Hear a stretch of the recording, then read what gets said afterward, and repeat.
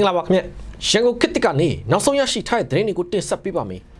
အကြမ်းဖက်စစ်တပ်ကတရုတ်နိုင်ငံနဲ့ပေါင်းပြီးပြန်လည်စတင်ဖို့လုပ်နေတဲ့ AR မြစ်ဆုံစီမံကိန်းကိုကန့်ကွက်ရင်ကန့်ကွက်တဲ့ပုဂ္ဂိုလ်နဲ့အဖွဲ့အစည်းတွေကိုအရေးယူမယ်လို့အမိန့်ထုတ်ထားတဲ့အချိန်မှာပဲကချင်ပြည်သူတွေကအဲ့ဒီမြစ်ဆုံစီမံကိန်းကိုပထမဦးဆုံးစတင်ကန့်ကွက်လာကြပါတယ်မကွေးတိုင်းပေါ့မြို့နယ်မှာဂျေရွာတွေကိုစစ်ကြောင်းထိုးမိရှုဖျက်ဆီးနေတဲ့အကြမ်းဖက်စစ်တပ်ကိုတော်လှန်ရေးပူးပေါင်းတပ်တွေကကြားပြတ်တိုက်ခိုက်ချေမှုမှုအတွင်းစစ်တပ်ဘက်ကတပ်သား23ဦးကတော့အသီးသီးတိတ်ကုန်ကြပြီးတိုက်ပွဲအတွင်းကနေတော်လှန်ရေးတပ်တွေရှိရာဘက်ကိုအလင်းဝင်မှုထွက်ပြေးလာတဲ့စစ်သား4ဦးကိုလည်းသူတို့အချင်းချင်းပြစ်တက်ခဲ့ကြတယ်ဆိုတဲ့သတင်းပါဝင်နောက်ဆုံးရရှိထားတဲ့သတင်းတွေကိုတင်ဆက်ပေးပါမယ်အခုပထမဆုံးတင်ဆက်ပေးခြင်းတဲ့သတင်းကတော့အကြမ်းဖက်စစ်တပ်ကတရုတ်နိုင်ငံနဲ့ပေါင်းပြီးပြန်လဲစတင်ဖို့လုပ်နေတဲ့ AR မြစ်ဆုံစီမံကိန်းကိုကန့်ကွက်ရင်ကန့်ကွက်တဲ့ပုဂ္ဂိုလ်နဲ့အဖွဲ့အစည်းတွေကိုအရေးယူမယ်လို့အမိန့်ထုတ်ထားတဲ့အချိန်မှာပဲကချင်ပြည်သူတွေကအဲ့ဒီမြစ်ဆုံစီမံကိန်းကိုပထမဦးဆုံးစတင်ကန့်ကွက်လာကြပါတယ်အဲ့ဒီ AR မြစ်ဆုံစီမံကိန်းဟာကချင်ပြည်နယ်နဲ့ဆက်ဆက်နေပြီးအရင်အာဏာရှင်ဟောက်တန်းရွှေလက်ထက်2002ခုနှစ်ကတည်းကအဲ့ဒီ AR မြစ်ဆုံစီမံကိန်းကိုလေ့လာရေးစလုပ်ခဲ့ပြီးတော့တရုတ် CPI ကုမ္ပဏီနဲ့အကျိုးတူလုပ်ကန်ခဲ့ပေမဲ့စကိုင်းပြည့်၍ငလင်းကြောပေါ်မှာရှိနေတာကြောင့်ရောတခြားပြည်သူတွေရဲ့သဘောဆန္ဒတွေကြောင့်ပါပြည်သူလူထုကကန့်ကွက်ခဲ့တဲ့အတွက်2011ခုနှစ်ဦးသိန်းစိန်အစိုးရအမိန့်နဲ့ယာယီရပ်ဆိုင်းထားခဲ့ရမှာ NLD ရသအစိုးရလက်ထက်အထိဆက်လက်ရပ်ဆိုင်းခဲ့တာဖြစ်ပေမဲ့အခုတော့အကြမ်းဖက်မဲအွန်လိုင်းတို့စစ်အုပ်စုကအဲ့ဒီလိုအစိုးရအဆက်ဆက်ရပ်ဆိုင်းထားတဲ့မြစ်ဆုံစီမံကိန်းကိုတရုတ်နိုင်ငံနဲ့ပေါင်းပြီးအကောင့်ထဲပေါ်ဖို့လုပ်နေပြန်တာဖြစ်ပါတယ်ဒါနဲ့ပတ်သက်ပြီးအကြမ်းဖက်စစ်တပ်ကသူတို့စတင်ဖို့လုပ်နေတဲ့ AR မြစ်ဆုံစီမံကိန်းကိုကန့်ကွက်ရင်ကန့်ကွက်တဲ့ပုဂ္ဂိုလ်နဲ့အဖွဲ့အစည်းတွေကိုအရေးယူမယ်ဆိုပြီးအခုဒီဇင်ဘာလ16ရက်နေ့ရက်စွဲနေပဲအမိန့်ထုတ်ထားပြီမဲ့အဲ့ဒီမြစ်ဆုံစီမံကိန်းနဲ့ဆက်ဆက်နေတဲ့ကချင်ပြည်နယ်ကပြည်သူတွေကတော့အဲ့ဒီစီမံကိန်းကိုပထမဦးဆုံးစတင်ကန့်ကွက်မှုတွေလုပ်လာကြပါတယ်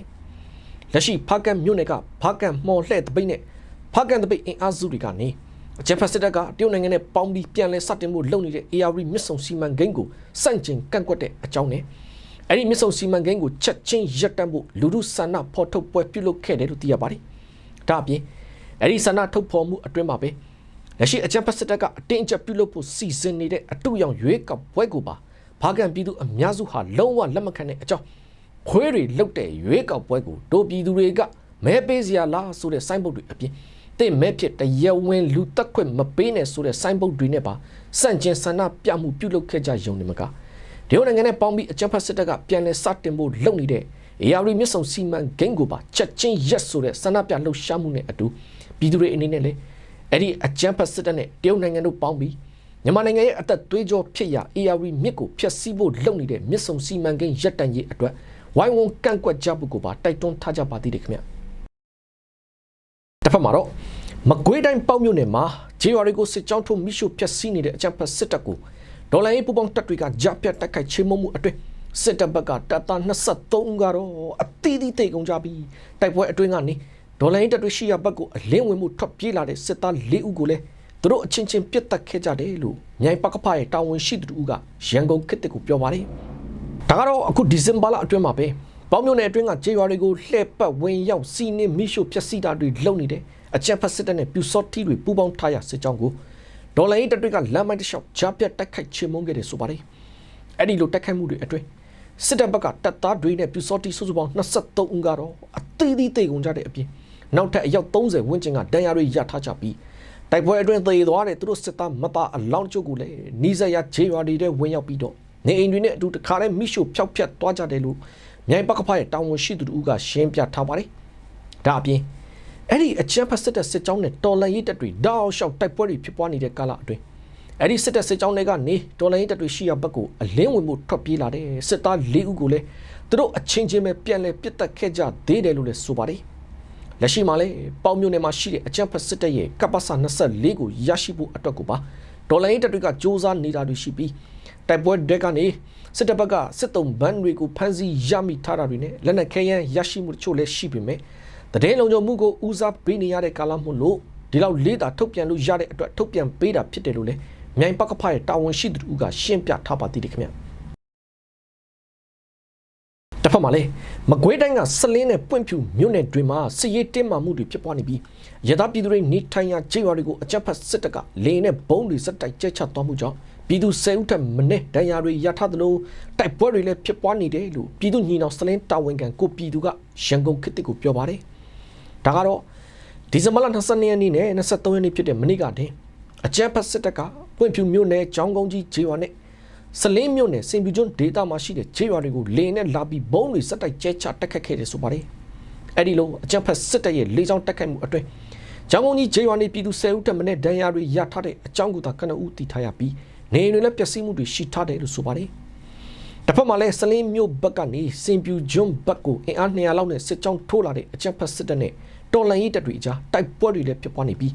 စစ်တပ်ဘက်ကဒဏ်ရာရထားတဲ့သူတွေလည်းတော်တော်ကိုများထားသလိုစစ်တပ်ကလမ်းတွေလည်းအကုန်ပိတ်ထားတာမြို့လုထားတာကြောင့်စင်ပြူကျွန်းမြို့ပေါ်မှာပြည်သူတွေဟာဘယ်ကိုမှထွက်ပြေးလို့မရသေးပဲပိတ်မိနေတာမြို့တွေလည်းရှိနေတဲ့အခြေအနေဖြစ်တယ်လို့ပြည်သူညီနောင်စလင်းတာဝန်ခံကိုပြည်သူကရှင်းပြထားပါတယ်တစ်ဖက်ကစလင်းမြို့ပေါ်မှာလည်းအကြမ်းဖက်စစ်တပ်ကတိုက်ပွဲတွေအကြီးအကျယ်ဖြစ်တော့မဲ့ပုံစံနဲ့အင်အားအများပြားကိုမြို့ရဲ့နေရာတော်တော်များများမှာတပ်ဖြန့်ထားတာတွေလုပ်ထားသလိုစလင်းမြို့ပေါ်မြို့နယ်ထွေအုပ်ရုံးတွေမှာလည်းပြူစောတိတွေကနေရာယူထားတယ်လို့သိရပါတယ်ခင်ဗျတစ်ဖက်မှာတော့အကြမ်းဖက်စစ်တပ်ထိန်းချုပ်လို့ရနေသေးတဲ့စကိုင်းမြို့ပေါ်မှာလူငယ်အယောက်100ကျော်ကိုစစ်တပ်က9ရက်စက်တိုက်ပေါ်တာဆွဲဖမ်းဆီးပြီးတပ်မ33အတွင်းချုံနှောင်ထားတယ်လို့ဒေသခံပြည်သူတွေကရန်ကုန်ခေတ်ကိုပြောပါတယ်ဒါကတော့လက်ရှိစကိုင်းတိုင်းမှာစကိုင်းမြို့ပေါ်ကိုသာကွက်ပြီးထိန်းချုပ်လို့ရနေသေးတဲ့အကြမ်းဖက်စစ်တပ်ဟာအဲ့ဒီစကိုင်းမြို့ပေါ်မှာပဲဒီဇင်ဘာလ18ရက်နေ့ကနေ22ရက်နေ့အထိ9ရက်အတွင်းမှာလူငယ်အယောက်100ကျော်ကိုပေါ်တာဆွဲဖမ်းဆီးလိုက်ကြတယ်ဆိုပါတယ်အဲ့ဒီလိုဖမ်းဆီးခံရတဲ့လူငယ်တွေဟာအသက်25နှစ်ကနေ35နှစ်အတွင်းရှိတဲ့သူတွေဖြစ်ပြီးတချို့ဆိုအလုတ်သွားရင်းနဲ့ဖမ်းခံရတာတွေအလုတ်ပြန်တဲ့အချိန်မှာဖမ်းခံရတာတွေနဲ့စုစုပေါင်း9ရက်အတွင်းမှာလူငယ်အယောက်100ကျော်ကိုစစ်တပ်ကပေါ်တာဆွဲဖမ်းဆီးလိုက်ကြတယ်လို့ဒေသခံပြည်သူတွေကပြောထားကြပါတယ်လက်ရှိမှာတော့အဲ့ဒီလိုပေါ်တာဆွဲဖမ်းဆီးခံရတဲ့လူငယ်တွေကိုအကြမ်းဖက်စစ်တပ်ကစကိုင်းမြို့ပေါ်မှာရှိတဲ့သူတို့စစ်တပ်ရဲ့တပ်မ33တဲမှာချုပ်နှောင်ထားပြီးမိသားစုနဲ့လည်းတွေ့ခွင့်မပေးသေးသလိုတချို့လူငယ်တွေရဲ့မိဘတွေကအဲ့ဒီတပ်မ33ထိတွားပြီးတော့ပတ်စံနဲ့လိုက်ရွေးဖို့စ조사နေပြီမဲ့လေရွေးလို့မရတဲ့အခြေအနေထိဖြစ်နေတယ်လို့ဒေသခံပြည်သူတွေကပြောထားကြပါတယ်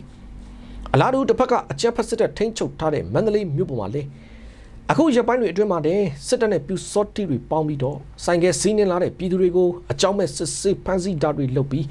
းငွေချက်သိန်းချီတောင်းခံတာတွေငွေညှစ်တာတွေလုပ်နေကြတယ်လို့လည်းဒေသခံပြည်သူတွေကပြောထားကြပါတယ်လက်ရှိအကြမ်းဖက်စစ်တပ်ထိန်းချုပ်ထားတဲ့မြို့တွေမှာလူငယ်တွေဟာစစ်မှုထမ်းတပ်သားတဲ့အဖြစ်နေပေါင်းမျိုးစုံနဲ့ပေါ်တာဆွဲဖမ်းဆီးခံရတာတွေဟာဒုနဲ့ဒင်းကိုဖြစ်နေကြပြီးအကြမ်းဖက်စစ်တပ်နဲ့စစ်တပ်လက်အောက်ခံအုပ်ချုပ်ရေးအဖွဲ့တွေဟာလည်းအဲ့ဒီစစ်မှုထမ်းကိစ္စကိုအကြောင်းပြပြီးတော့ပြည်သူတွေစီကနေမတရားငွေညှစ်တောင်းရမ်းတာတွေအကြောင်းမျိုးမျိုးပြပြီးဖမ်းဆီးငွေညှစ်တာတွေလည်းတောက်အောင်ရှောက်ကိုဖြစ်နေကြသလိုဒါတွေကိုစစ်တပ်ရဲ့အထက်ပိုင်းအထိတိုင်ကြားမှုတွေရှိနေပေမဲ့လည်းလက်ရှိသူတို့စစ်တပ်အတွက်စစ်သားလိုအပ်ချက်တွေရှိနေတာကြောင့်ဒီလိုဖြစ်စဉ်တွေကိုစစ်တပ်ကမတိကျအောင်ဆောင်ပြီးလွှတ်ပေးထားရကနေလက်ရှိစစ်တပ်ထိန်းချုပ်ထားတဲ့မြို့ပေါ်တွေမှာပဲပေါ်ပေါ်တင်တင်စစ်မှုထမ်းအစားထိုးလူဖမ်းဆီးရောင်းစားတာတွေဟာဈေးကွက်ကြီးတစ်ခုလိုဖြစ်နေပြီးဒိမနိုင်သိမရနဲ့ကိုကြီးထွားလာနေတယ်လို့လည်းသိရပါတယ်ခင်ဗျာတစ်ဖက်မှာတော့အကြမ်းဖက်စစ်တပ်ကလုံခြုံရေးတွေအထူးတင်းကျပ်ထားတဲ့ရန်ကုန်တိုင်းကလှဲကူးမြို့နယ်မှာရှိတဲ့ကြောက်အိုင်ရွာရက်ကွက်ရုံးမှာလူငယ်တွေကိုပေါ်တာဆွဲဖမ်းဆီးဖို့ပြူစောတိတွေလူစုနေတဲ့အချိန်ဘုံခွဲတိုက်ခိုက်ခံရတယ်လို့သိရပါတယ်ဒါကတော့ဒီဇင်ဘာလ23ရက်နေ့ဖြစ်တဲ့မနေ့ကညနေ6နာရီခွဲကျော်လောက်မှာပဲ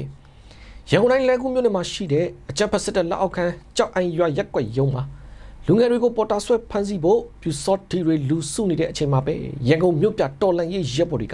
ကဖျက်အပြစ်မိုင်းနှလုံးနဲ့ဖောက်ခွဲတိုက်ခိုက်လိုက်တယ်လို့ရန်ကုန်အာမီအဖွဲ့ရဲ့တာဝန်ရှိသူတို့ကရန်ကုန်ခေတ်ကိုပြောပါတယ်အဲ့ဒီလိုတိုက်ခိုက်မှုအတွင်းစစ်တပ်ဘက်ကပြူစောတိတွေထိခိုက်မှုရှိထားတဲ့အကြောင်းကိုသာကနဦးတည်ထားရပြီးအရေးအတွက်တိကျကိုတော့ဆက်လက်အတီးပြုတ်နေပါတယ်လို့လည်းဆိုထားပါတယ်လက်ရှိရန်ကုန်တိုင်းမှာအကြမ်းဖက်စစ်တပ်ကသူတို့လုံးမဲ့ရွေးကောက်ပွဲအတူကြီးအတွက်ပါလုံခြုံရင်တွေကိုအရင်ထပ်ပို့ပြီးတင်းကျပ်ထားတဲ့ကြားကရန်ကုန်မြို့ပြတော်လန်ရေးရဲဘော်တွေကလည်းစစ်တပ်နဲ့ပတ်သက်တဲ့နေရာတွေကိုအခုလိုဖောက်ခွဲတိုက်ခိုက်မှုတွေဆက်လက်လှုပ်ဆောင်နေစေဖြစ်တယ်လို့သိရပါတယ်ခင်ဗျာတဖက်မှာတော့ဂင်းနီပြည်နယ်မှာအကြမ်းဖက်စစ်တပ်နဲ့တော်လန်ရေးတပ်တွေကြားစစ်ရေးတင်းမာမှုတွေတောက်လျှောက်ဖြစ်နေတဲ့ကြားကပဲတစ်ဖက်မှာလည်းဂင်းနီတော်လန်ရေးတပ်ဖွဲ့တွေစုပေါင်းပြီးအကြမ်းဖက်စစ်တပ်ရဲ့အတူရောင်ရွေးကောက်ပွဲစန့်ကျင်ရေးလှုပ်ရှားမှုကိုပြုလုပ်ပြီးတော့ပြည်သူတွေအနေနဲ့စစ်တပ်ရဲ့ရွေးကောက်ပွဲအတူကြီးမှာမပါဝင်ဖို့တိုက်တွန်းထားကြပါတယ်အဲဒီလှုပ်ရှားမှုကိုတော့ဒီဇင်ဘာလ23ရက်နေ့ဖြစ်တဲ့မနေ့ကပဲစစ်ရေးတင်းမာနေတဲ့ဂင်းနီပြည်နယ်ဒီမော့ဆိုမြို့နယ်မှာတင်ဂင်းနီတော်လန်ရေးတပ်တွေဖြစ်တဲ့ KNDF, KNA ကလလာတပ် ရှန်ကီယာစစ်တိုင်းတရင်အမှတ်1109နဲ့ဒီမော့ဆို PDF တပ်တွေကရဲဘော်တချို့လာရောက်စုပေါင်းပြီးတစ်ဖက်မှာတိုက်ပွဲတွေဖြစ်နေတဲ့ကြားကပဲအကြမ်းဖက်စစ်တပ်ရဲ့အတူရောင်ရွေးကောက်ပွဲကိုလုံးဝလက်မခံတဲ့အကြောင်းစန့်ကျင်လှုပ်ရှားမှုကိုပါပြုလုပ်ပေးခဲ့တယ်ဆိုပါတယ်။အဲ့ဒီလှုပ်ရှားမှုကနေတစ်ဆင့်ဂီနီဒေါ်လာရေးတပ်တွေကလည်းပြည်သူတွေအနေနဲ့အကြမ်းဖက်စစ်တပ်ကလုံမဲ့အတူရောင်ရွေးကောက်ပွဲကိုရှိတဲ့ဒေတာမှာပဲရနီးလန်းနဲ့စန့်ကျင်ကြဖို့ကိုပါတိုက်တွန်းထားပြီးအဲ့ဒီရွေးကောက်ပွဲမှာပူးပေါင်းပါဝင်ပတ်သက်သူမှန်သမျှကိုတော့လူမှုတစ္ဆပေါအဖြစ်တတ်မှတ်ကြောင်းနဲ့ပြင်းပြင်းထန်ထန်စန့်ကျင်သွားမှာဖြစ်တဲ့အကြောင်းကိုလည်းဂီနီပြည်သူလွတ်မြောက်ရေးတပ်မတော်ဗဟိုစစ်ဦးစီးတပ်အမှတ်626တပ်ရင်းကထုတ်ပြန်ထားပါသေးတယ်ခင်ဗျတစ်ဖက်မှာတော့ပဲခူးတိုင်းကဒိုင်ဦးအချင်းတောင်မှာနိုင်ငံရေးအကျဉ်းသားတွေကိုအကြမ်းဖက်စစ်တပ်လက်အောက်ခံထောင်အာဏာပိုင်တွေကလူခွင့်ချိုးဖောက်မှုတွေဆိုးဆိုးရွားရွားဖိနှိပ်ကျူးလွန်နေကြတယ်လို့မြန်မာနိုင်ငံလုံးဆိုင်ရာနိုင်ငံရေးအကျဉ်းသားများကွန်ရက် PPNM ရဲ့ဗဟိုဥဆောင်ကော်မတီဝင်ကိုတိုက်ထွန်းဦးကရန်ကုန်ခေတ်ကိုပြောပါတယ်။ဒါကတော့လက်ရှိဒိုင်ဦးအချင်းတောင်မှာအကြမ်းဖက်စစ်တပ်ကနေအသွင်ပြောင်းလာတဲ့ဒုတိယထောင်မှုဟိန်းစင်အောင်ဆိုတဲ့သူကနိုင်ငံရေးအကျဉ်းသားတွေအပေါ်မတရားဖိနှိပ်မှုတွေကိုသူကဥဆောင်ပြီးကျူးလွန်နေတယ်ဆိုပါတယ်။ထောင်တွင်းအသေးမွားကိစ္စလေးတွေကအစားနိုင်ငံရေးအကျဉ်းသားတွေအပေါ်ဖိနှိပ်မှုတွေလုပ်နေရမှာအကျဉ်းသားတွေအတွက်မိသားစုတွေပေးပို့ထားတဲ့စေဝါနဲ့စာအုပ်ကအစားဘာမဟုတ်တဲ့ကိစ္စလေးတွေကိုပါရှာဖွေ၍အကြောင်းပြပြီးဝင်းရောက်သိမ်းဆည်းသွားတာတွေလုပ်ပြီးတော့အာနာပါဝါပြဖိနှိပ်မှုတွေလုပ်နေတယ်ဆိုပါတယ်။လက်ရှိအကျဉ်းတောင်တွေမှာကစေဝါလုံလောက်မှုမရှိဘဲစာရေးတော်ရေးကအစားချွတ်တဲ့အခြေအနေတွေကြောင့်နိုင်ငံရေးအကျဉ်းသားတွေရဲ့သက်ဆိုင်ရာမိသားစုတွေကလက်လန်းမီတလောက်စေဝါနဲ့အစားအစာလေးတွေပို့ပေးရတဲ့အခြေအနေမှာထောင်အာဏာပိုင်တွေဟာသူတို့ဘက်ကလည်းအကျဉ်းသားတွေကိုစေဝါကူတာမှုလုံလောက်အောင်မပေးနိုင်ပဲအကျဉ်းသားတွေဟာသူ့ဟာသူလေးမိသားစုကပို့ပေးတဲ့စေဝါလေးတွေနဲ့ကုသပြန်တော့လေအဲ့ဒီစေဝါတွေကအစသိမ်းစည်းတာတွေလုပ်နေတဲ့အတွက်အဲ့ဒီလိုသူတို့ရဲ့အာနာပါဝါပြဖိနှိပ်မှုတွေဟာတကယ်အကျဉ်းတောင်မှာအရေးပေါ်စေဝါကုသမှုဖြစ်လာတဲ့အချိန်တွေဆိုအကျဉ်းသားတွေဟာလုံလောက်တဲ့စေဝါကုသမှုမရပဲအသက်ဆုံးရှုံးရတဲ့ဖြစ်စဉ်တွေလည်းအများအများရှိထားတယ်လို့သိရပါတယ်။ဒါနဲ့ပတ်သက်ပြီးမြန်မာနိုင်ငံလုံးဆိုင်ရာနိုင်ငံရေးအကျဉ်းသားများကွန်ရက် PPNM ရဲ့ဗဟိုဆောင်ကော်မတီဝင်ကိုတိုက်ထွန်းဦးကလည်းအဲ့ဒီဒိုင်ဦးအကျဉ်းထောင်မှာထောင်အာဏာပိုင်တွေကနိုင်ငံရေးအကျဉ်းသားတွေအပေါ်လူခွင့်ရေးချိုးဖောက်မှုတွေနဲ့မတရားမှုလုပ်ရက်တွေကိုစိုးရွားရွားကျူးလွန်နေတဲ့အကြောင်းနဲ့အကျဉ်းသားတွေရတဲ့နဲ့ကျန်းမာရေးဆောင်ရှောက်မှုတွေကိုပိတ်ပင်တားဆီးတာတွေလုပ်နေတဲ့အကြောင်းပြင်ကျန်းမာရေးမကောင်းတဲ့အကျဉ်းသားတွေဟာစေဝါမှီဝဲဖို့လိုအပ်တဲ့အချိန်မှာလေထောင်အာဏာပိုင်တွေကစေဝါတွေကိုမပေးပဲတားဆီးပိတ်ပင်ထားတာတွေလည်းရှိနေတဲ့အကြောင်းတွေကိုကိုတိုက်ထွန်းဦးကပြောထားပါသေးတယ်ခင်ဗျဟုတ်ကဲ့ဒါကတော့ရောင်ခစ်တစ်ကနေနောက်ဆုံးရရှိထားတဲ့သတင်းတွေကိုတင်ဆက်ပေးခဲ့တာပါကြည့်ရှုပေးခဲ့တဲ့အတွက်ကျေးဇူးတင်ပါတယ်ကျွန်တော်နိုင်ငယ်ပါ